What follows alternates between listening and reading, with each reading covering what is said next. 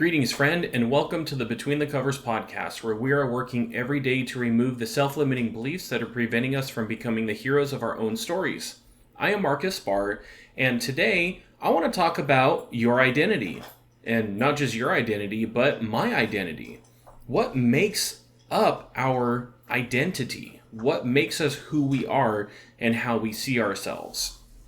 This is something that I find very important, especially when I am having conversations with individuals where they only see themselves as something in a negative light, a bad person, or someone who is failing, or someone who is invisible, or individuals who... I'm trying to think of some examples just from my own life, and what's coming to mind are examples that I have no voice, I am a failure, I am failing, that I am just angry all the time, that I'm not a good enough writer to compose the stories that I am trying to compose. It's unfortunate to me, but it seems most people are handed an identity that isn't theirs to begin with. These identity messages oftentimes come from parents and siblings and extended family members. They can come from friends. They can come from members in our community. They can come from people from spiritual communities. They can come from schools. They can come from coaches and teachers. The messages are coming from all sorts of different sources in our lives.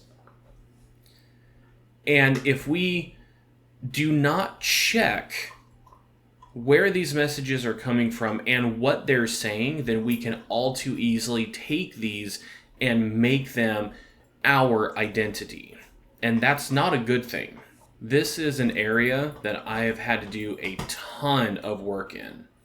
And I'm still doing a lot of work in this area.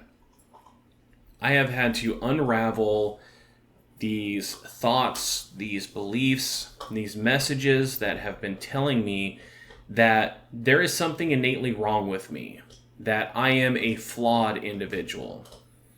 Now, I do make mistakes. I make mistakes all the time.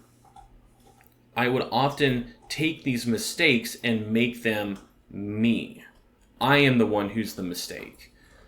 The reason why this happened is because of something I did. As I see Odin in the background of my camera here, one of the things that I am reminded of is when I do not respond appropriately when he misbehaves. Or maybe it's not even misbehaving. Maybe it's just him being a puppy. Maybe he just has energy that he needs to get out, and I have not been a great facilitator of that.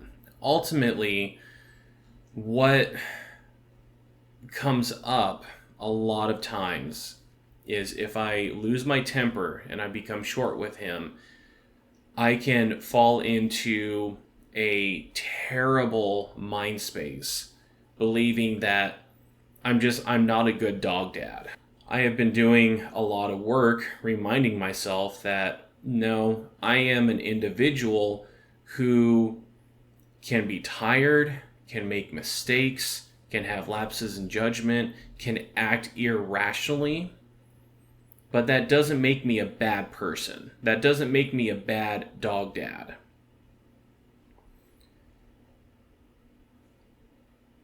I remember having a conversation with my mom, and it was a conversation she had been waiting to have for a while. While I have been doing my own work, one of the things that I've had to wrestle with is the impact that my parents have had on me over the years, especially when I was a young child. And one of the things that had come up was a story where my dad had made a comment. I believe I've shared this on a much earlier podcast, but my dad just made a comment that I was as worthless as tits on a board. And I sat down and had a conversation with my dad about that. I think it was the same week that memory came up. If not, it was within 2 weeks. My mom knew that her time was coming as well, because she knows that she didn't do things perfectly. The time came, my mom and I sat down and had a conversation about how some things that she had said and done while I was a child had a terrible impact on me. And while we were having this conversation, she looked across the room from me and said, I hope that you also remember all of the good things that I did too. And I do. I remember a lot of great things that my mom did. And growing up, it was not an ideal environment for me to grow up in. It was unsafe in a lot of ways. I did not feel like that I had much space where I could just be free to be myself and not be criticized for it. And at the same time, I also know, having conversations with my parents about these different stories that have been coming up, that they legitimately were doing the best that they could. They were also dealt bad hands. They also had their own things that they were wrestling with. They had their own things that they were struggling to work through, to process. And these things got in the way of them being the parents that they could have been. I could look at this conversation that I had with my mom and say that she was a bad mom. But that's not her identity. That's not who she is. Because of the nature of how our brains work, that we focus more on the negative than the positive, because the negative is what is ultimately going to be life-threatening to us, or if not life-threatening, can harm us. We are so wired to focus more on what happens to us negatively than positively. I don't know how true this statistic is, but I heard years ago that in order to counter one negative experience, you had to have 10 positive experiences. That is a huge amount of positive to make up for these negative experiences that we have. That is how wired our brains are to protect us from things that are potentially harmful, that we will go so far as to focus more on these threats and these dangers than the things that are bringing us light and life and enjoyment to our experiences. So a lot of people could probably look at their parents, at their siblings, at these people who had a prominent impact in their lives and say, you know, they did the best that they could. And that is true. And the best that they could left us lacking. And that is also true. We want to make sure that we're holding both of those in tension. I love my mom. I love my dad. They had some shortcomings that made things a little more challenging for me than they could have been while I was growing up. And yet, I still love them, and I recognize they were doing their best, and there are ways that they failed me. I was doing my best, and there are ways that I failed them. And at the same time, there are also ways where they loved and supported and encouraged me. Which brings me back to what we think about ourselves. Because what we think about ourselves becomes our identity. Think about it. If you make a little mistake while you are at school or on the job, or maybe just doing the chores around the house. If you make a little mistake, what are the things that you tell yourself in that moment? It can be really challenging for me to admit some of the things that I say about myself, because if I had someone tuning into a radio that was broadcasting the inner dialogue that I will express to myself, oh, it's not pretty. It's not pretty. I have struggled for years with a belief that no one cared what I had to say. Ironic coming from someone who has a podcast and to date right now has only had one other voice on the podcast. How did that impact me and my identity? Well, a part of that identity was that I was worthless. No one cared what I had to say, so I may as well just be quiet. I may as well just not say anything. And I became a very quiet individual. I am an observer. I can sit in almost any environment and I will observe and I will take in and I will gather information on how to interact, who's in charge, who's a threat, who's not. And yet, I never felt comfortable engaging in any of these groups, communities, environments. I never felt like I was good enough, because that identity was that no one cared. No one cared what I had to say. I was worthless. I was useless. I was a piece of garbage. And what did I do with this identity? I walked it out. I lived as if I was a piece of garbage. I was passive. In fact, I still am passive a lot of the times. I'm very conflict averse. I did not walk in really any kind of strength.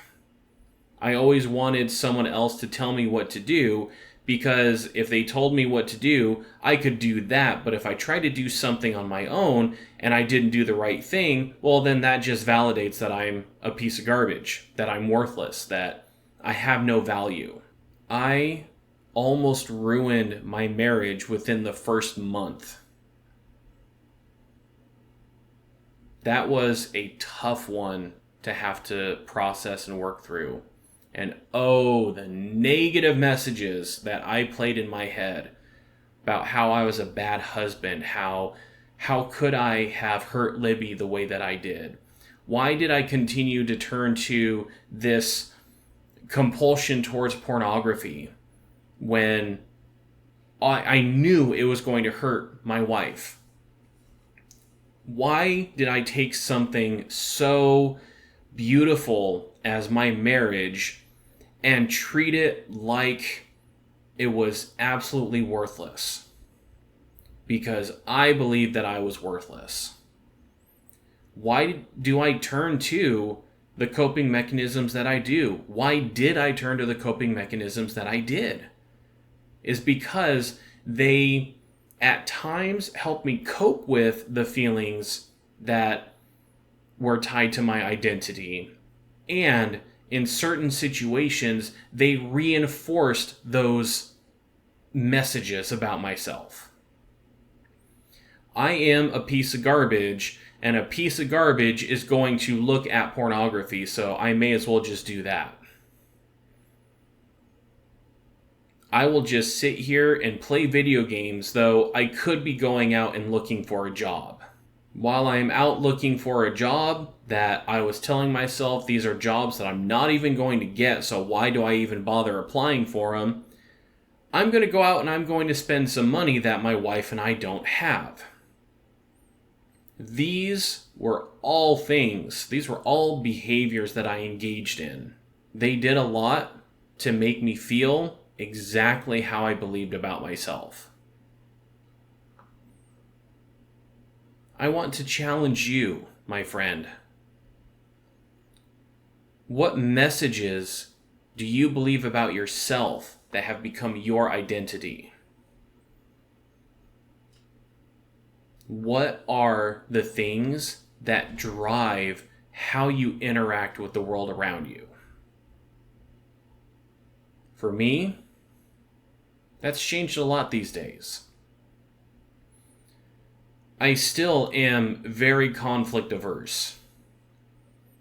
Yet I take more brave steps to have difficult conversations with Libby, with family, with friends when I need to. I recognize that I have shortcomings, and I also have capabilities that are valuable to those in my life. I don't think I would be as good of a coach as I am if it wasn't for my empathy. I would not be able to help my wife when she's struggling with her mental health if I wasn't doing what I needed to take care of myself. If I wasn't capable of listening to what she's saying. Sometimes I still jump in and try and fix things, and that's not helpful when it happens. And yet, I am learning more and more just how to listen, how to be present, how to not fix, how to just create a space for individuals like Libby, like my D&D friends, like my family, to be able to just talk, to get whatever it is that is keeping them down off their chest in a judgment-free zone, and not trying to jump in and fix their problems, because that's not my job. My identity has changed a lot since I was a kid. It has changed a lot since I got married.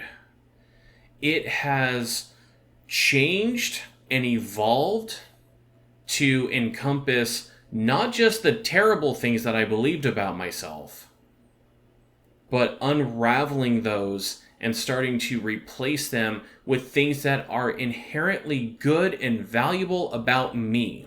One of the things that I often challenge my clients to do is to think about what are the characteristics that make them who they are. We often will focus on the bad qualities about ourselves, yet that is not entirely who we are. You are not just an amalgamation of all of the terrible things and decisions, choices, words that you have said or done to others. You are an amalgamation of all of those and all of the good that you have done, how you have helped, how you have supported, how you have reassured, the inherently good things that you find in others and you speak over them. You are a mix of all of that. That's what makes you who you are. That's your identity. I can say about myself that I am an individual who has struggled with compulsive porn use, compulsive eating, and compulsive video game usage. I also recognize that if I'm not careful, I can fall into the same habit with alcohol. These are parts of who I am. I'm a compulsive person. And I am also an individual who has done a lot of work to curb a lot of these compulsions. I recognize that if I am trying to or wanting to engage in these compulsive behaviors, that is an indicator that I'm not doing a good job of meeting some needs that I have. Or maybe I'm not speaking up for myself and what my needs are. I am growing in my ability to handle the stresses and anxiety of life. And boy, does life give me a lot of opportunities to practice this. On top of that, I'm an individual who loves to have fun. I am a storyteller. I am a writer. I love to get into stories. I love nothing more than to engage in a story of someone who overcomes insurmountable odds in order to achieve the goals that they've set. Why? That inspires me to do the same thing. So why wouldn't I take in this kind of story as a reminder for myself of what I'm capable of doing?